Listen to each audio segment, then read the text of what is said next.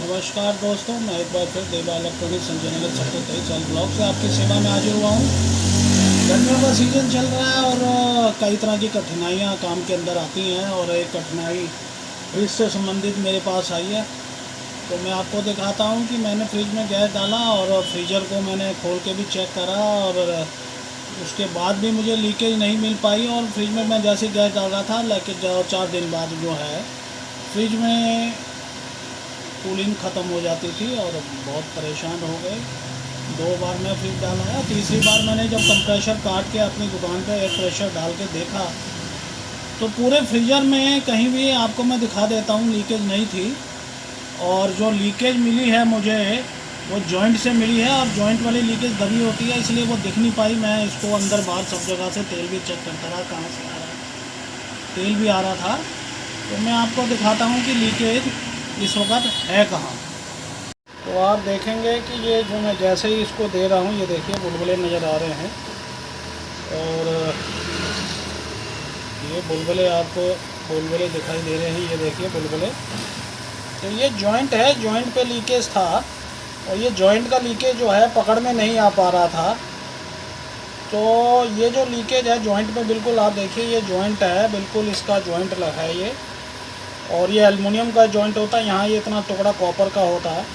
हालांकि ये वेल्डिंग करा के ठीक हो जाएगा, लेकिन वेल्डिंग कराने के बाद एल्युमिनियम में अक्सर क्या होता है, कहीं साइड में कोई लीकेज रह जाती है तो प्रॉब्लम आ सकती है। तो वो कस्टमर की कॉल रिपीट होने का पूरी संभावना रहती है। तो इस केस में हमें करना क्या चाहिए, देखिए बुलबुला मैं आपको गौर से दिखा रहा हूँ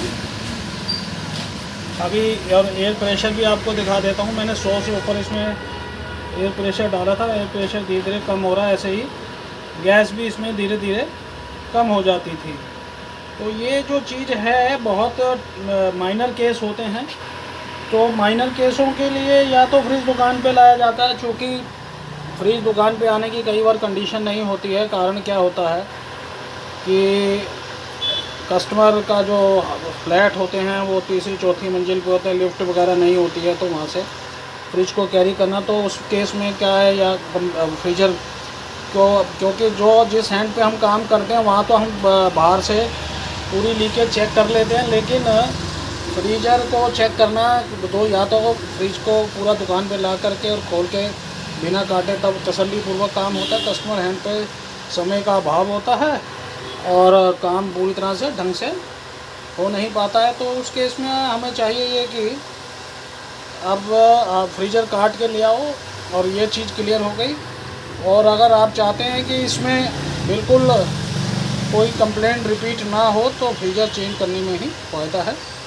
और जब आप फ्रीजर इसका चेंज कर देंगे उसके बाद इसकी समस्या पूर्ण रूप से सॉल्व हो जाएगी। तो देखा दोस्तों आपने जो प्रॉब्लम थी इसकी फ्रीजर की, तो ये बारीक बारीक फॉल्ट होते हैं जिनको मैं बिल्कुल बारीकी से आपको समझा रहा हूँ कि ये बारीक बारीक फॉल्ट कैसे ठीक किए जाते हैं, कस्टमर भी परेशान ना हो।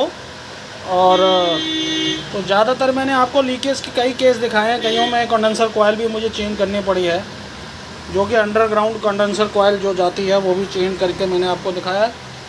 तो ऐसे ही नए नए वीडियो देखने के लिए मेरे चैनल को सब्सक्राइब कीजिए और लाइक कीजिए और बेल आइकॉन दबा करके ऑल पे जा कर के आप सारी वीडियो मेरी देख सकते हैं। आज मैं काफ़ी दिनों बाद वीडियो डाल रहा हूँ, क्योंकि काम का थोड़ा लोड ज़्यादा था और कस्टमर एंड पे वीडियो बनाना थोड़ा पॉसिबल नहीं होता, अपनी शॉप पे ही वीडियो बनती हैं। तो ये मैं आपको दिखा दिया है। से हम किसी भी फ्रिज को बिल्कुल माइनरी बारीकी से ठीक कर सकते हैं और आपकी जितनी कम कंप्लेंट होगी उतना ही काम आपके पास ज़्यादा आएगा।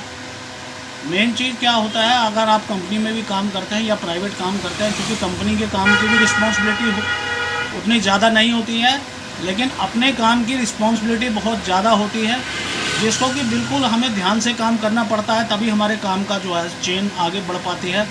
क्योंकि 1+1 11 होते हैं, तो 1+1 2 मान के मत चलिए, 1+1 11 होते हैं। तो अपने काम को 11 बनाने के लिए आपको बहुत मेहनत की ज़रूरत होती है और बारीकियों से काम को करना पड़ेगा, दिल लगा के काम करना पड़ेगा, तभी आप आगे को कामयाब हो सकते हैं।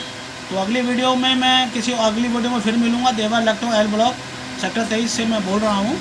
और मेरे चैनल को सब्सक्राइब। अगली वीडियो में मैं एक नया फॉल्ट लेकर फिर आपके पास हाजिर रहूँगा।